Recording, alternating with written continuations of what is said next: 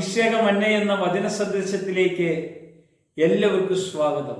സങ്കീർത്തന പുസ്തകം 23-ാം അധ്യായത്തിൽ ദാവീദിന്റെ ഒരു സങ്കീർത്തനമാണ്.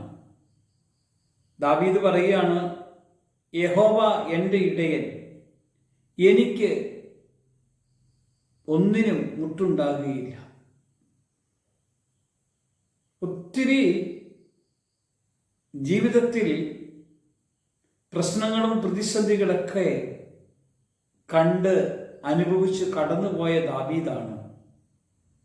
എനിക്കൊന്നിനും ഒരു കുറവ് വരികയില്ല എന്ന് പറയുമ്പോൾ ഒത്തിരി കുറവുണ്ടായിരുന്ന ദാവീദാ പറയുന്നത്, എനിക്കൊന്നിനും ഒരു കുറവ് വരുത്തുകയില്ല.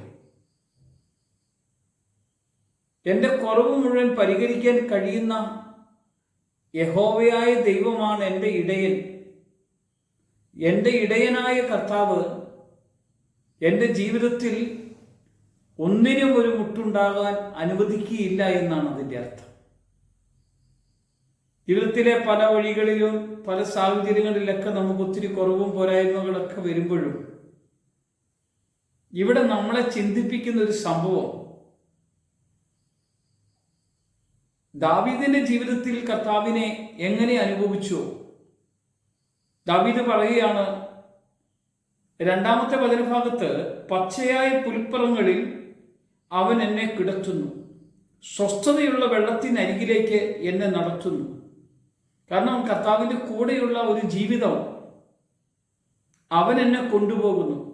ഇടയൻ തൻ്റെ ആടുകളെ എങ്ങനെ പുൽപ്പുറങ്ങളിൽ മേയ്ക്കാൻ പോകുന്നുവോ അതുപോലെ എന്നെ കൊണ്ടുപോകാൻ കഴിയുന്നൊരു കർത്താവ്. കാരണം എൻ്റെ ജീവിതത്തിൽ ഒന്നിനും ഒരു കുറവ് വരികയില്ല. എൻ്റെ ജീവിതം കർത്താവ് തന്നെ നോക്കിക്കൊള്ളുമെന്നാണ് അതിൻ്റെ അർത്ഥം.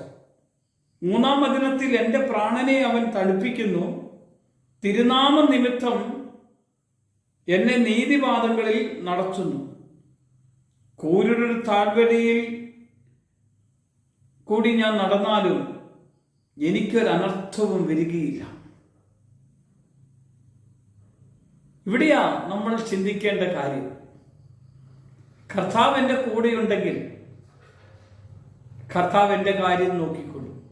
ബൈബിൾ എങ്ങനെ നമ്മളെ ഓർമ്മപ്പെടുത്തുന്നില്ലേ, കർത്താവിൻ്റെ പക്ഷത്തെങ്കിൽ ആരാണ് എനിക്ക് എതിര് നിൽക്കുക എന്ന് പൗലോസ് എന്ന മനുഷ്യൻ ദൈവസ്നേഹത്തിൻ്റെ ആഴങ്ങളിലേക്ക് കടന്നുപോയിക്കൊണ്ടാണ് ചോദിക്കാൻ ഇടവന്നത്. എല്ലാവരോടും പറയുക, കർത്താവ് എൻ്റെ പക്ഷത്തെങ്കിൽ. കാരണം ആപത്തോ വാളോ പട്ടിണിയോ നഗ്നതയോ ജീവിതത്തിൽ എന്തു വന്നാലും കർത്താവാണ് എൻ്റെ കൂടെയുണ്ടെങ്കിൽ, കർത്താവാണ് എൻ്റെ ഇടയനെങ്കിൽ എനിക്ക് ഒന്നിനും കുറവ് വരികയില്ല.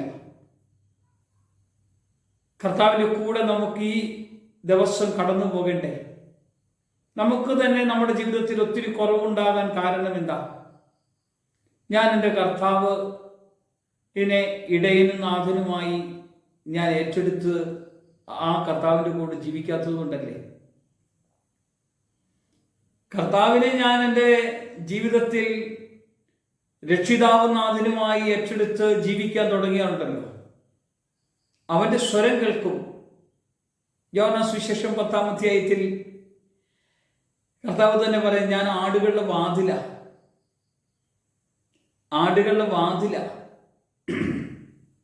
ഈ വാതിൽ തുറന്ന് പുറത്തേക്ക് വരാനും ആടുകളെ നോക്കാനും അകത്തേക്ക് കൊണ്ടുപോരാനും ഇടയന്റെ സ്വരം ആടുകൾ കേൾക്കാനൊക്കെ ഇടയാകും. നമ്മൾ ഒരു കാര്യം ജീവിതത്തിൽ നമ്മൾ കണ്ടെത്തണം, ഞാൻ എൻ്റെ ഇടയന്റെ ശബ്ദമാണോ കേൾക്കുന്നത്? ഇടയന്റെ ശബ്ദമാണ് കേൾക്കുന്നതെങ്കിൽ ഇടയന്റെ കൂടെ ഞാൻ ജീവിക്കും. ഇടയന്റെ കൂടെ ജീവിച്ചോ എനിക്കൊന്നിനും കുറവുണ്ടാകില്ല. നമുക്ക് പ്രാർത്ഥിക്കാം, കർത്താവേ നിന്റെ സാന്നിധ്യം കൊണ്ട് എന്നെ നിറയ്ക്കണം, യേശുവിന്റെ നാമത്തിൽ തന്നെ, ആമേൻ.